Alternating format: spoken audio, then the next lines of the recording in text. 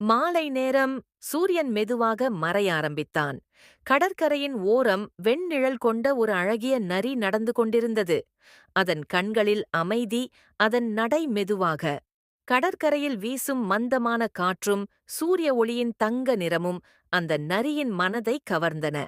அது ஒரு பாறையின் மேலே உட்கார்ந்து கடலை பார்த்தது. அலைகள் மெதுவாக ஷோரைத் தொடிக்கொண்டிருந்தன. அந்த கணம் நரி சொன்னது, இதுதான் இயற்கையின் அழகு. நாம் அமைதியோடு இருந்தால் இயற்கை நம்மிடம் பேசும். அதே நேரத்தில் சில சிறிய விலங்குகள் அங்கு வந்தன. சிறு முயல், ஒட்டகம் மற்றும் ஒரு பறவை. அவையெல்லாம் நரியிடம் கேட்டன, நீ ஏன் இங்கே அமைதியாக உட்கார்ந்திருக்கிறாய்? நரி மெதுவாக சிரித்தது. அது சொன்னது, இவ்வளவு அழகான சூரியன் நாளை மறுபடியும் வரப்போகிறான். ஆனால் இந்த அந்தி நேரம், இந்த ஒளி, இது ஒரே தடவை. அதனால் இப்போதைய மகிழ்ச்சியை ரசிக்கணும்.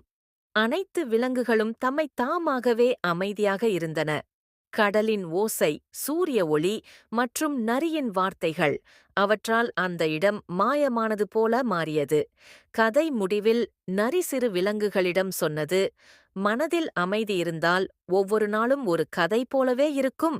கதையின் பாடம் மோரல்: அமைதியை விரும்பு, இயற்கையை நேசிக்கவும், ஒவ்வொரு நிமிஷத்தையும் ரசிக்கவும் பழகிக்கொள்.